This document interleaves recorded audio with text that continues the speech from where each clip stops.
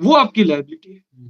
तो लायबिलिटी बेटा सर्टेन होती है, डिटरमाइंड अमाउंट होता है, बट जो प्रोविजन है वो एस्टिमेशन होता है। क्लियर है? तो प्रोविजन क्या है? एस्टिमेटेड अमाउंट है जो फ्यूचर में जो अनसर्टेनिटी है उसको फेस करने के लिए आप, ठीक है, कुछ एस्टिमेटेड लॉस और एक्सपेंसेस को पे करने के लिए आप निकाल के रखते हो। और प्रोविजन जो है ना नेक्स्ट ईयर में एडजस्ट हो जाता है। प्रोविजन आपका नेक्स्ट ईयर में एडजस्ट, जैसे इस साल आपको लगा कि भाई 10,000 रुपए डूब जाएंगे डेटर्स में से, तो आपने इस साल प्रॉफिट में से 10,000 रुपए प्रोविजन फॉर डाउटफुल डेट्स के नाम के निकाल के रख दिए, बट एक्चुअल पता चलेगा नेक्स्ट ईयर जब आप पैसा रिकवर करोगे उसमें से केवल 5,000 डूबे, तो जो नेक्स्ट पिछले साल का 2,000 प्रोविजन है वो इस साल के लिए यूज हो जाएगा। इस साल अगर आपको लगता है 6,000 डूबेंगे तो 2,000 आपके पास पहले से ही बैलेंस है, तो आप केवल 4,000 का इस बार प्रोविजन बनाओगे, यानी 4,000 ही प्रॉफिट एंड लॉस में खर्चों के रूप में दिखाओ। ठीक है।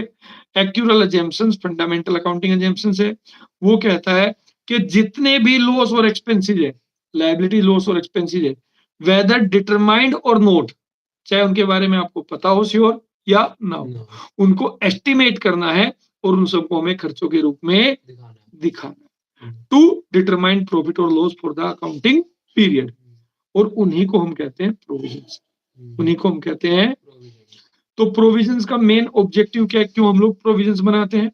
To account all expenses and loss, जितने भी हमारे खर्चे और लॉस है उन सबको रिकॉर्ड करना, and thus so liability and assets near to the correct value.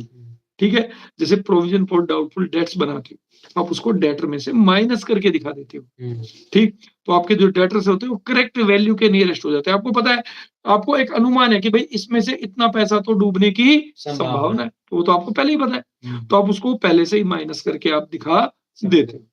Where the amount of liability expenses and losses are not determined, they are estimated, उनका अनुमान लगाया जाता है और उनके बेस पे प्रोविजंस बनाया जाता है।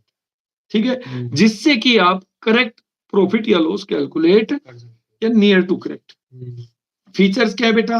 Amount set aside out of income और profit, it is retention of profit made temporarily, temporarily बनता है फॉर अ स्पेसिफिक पर्पज, किसी स्पेशल पर्पज के लिए। जैसे मैंने एग्जांपल दिया, provision for doubtful debts, provision for depreciation. भाई हमें पता है कि हमारी मशीन डेप्रिसिएट होगी अगर यूज होगी, तो चाहे यूज ना करो तो भी डेप्रिसिएट हो सकती है due to flux of time, but हमें ये थोड़ी ना पता है कि मशीन कितनी डेप्रिसिएट हुई, तो हमें उसका एस्टिमेट कैलकुलेट करना पड़ता है और उसको खर्चों के रूप में दिखाना। The purpose of creating provisions are to account anticipated loss, anticipated loss, to account depletions और डिमिनिशंस, डिप्लेशंस किसके लिए वर्ड यूज होता है?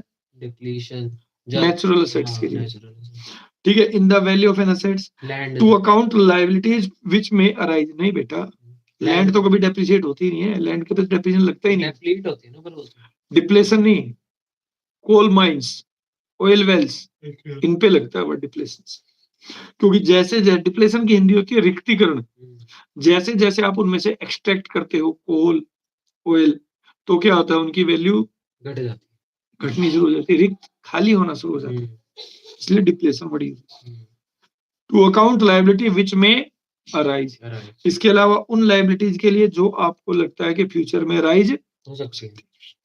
The amount of anticipated loss or the depletion in the value of assets or the liability is estimated at the time of accounting. It is a charge against profit. Charge against profit का मतलब खर्चा है, आपको खर्चों के रूप में दिखाना ही है, तो इसलिए इसको हमेशा प्रॉफिट एंड लॉस की डेबिट साइड में आप रिकॉर्ड करोगे। इंपॉर्टेंस ऑफ प्रोविजंस, क्यों बनाते हैं भैया, क्या इंपॉर्टेंस है? पहला इंपॉर्टेंस है टू डिटरमाइन करेक्ट प्रॉफिट और लॉस, ठीक है, थ्रू प्रोविजन। देखो हमें पता है कि ये लॉस हो सकता है, ये पैसा डूब सकता है अगर हमने उधार माल बेचा है तो, ठीक है, तो हमें पहले ही उसका एस्टिमेट कर लेना चाहिए और उसको खर्चों के रूप में दिखा देना चाहिए, ठीक है, जिससे कि हमारा जो प्रॉफिट या लॉस है वो करेक्ट आ जाता है। To ascertain true and fair financial position, फिर इसके बाद जो प्रोविजंस हैं वो आपकी हेल्प करते हैं आपकी बैलेंस शीट में असेट्स की ट्रू और फेयर वैल्यू रिप्रेजेंट। जैसे मैंने अभी बताया, एक एग्जांपल दिया, डेटर्स है, डेटर्स कौन होते हैं?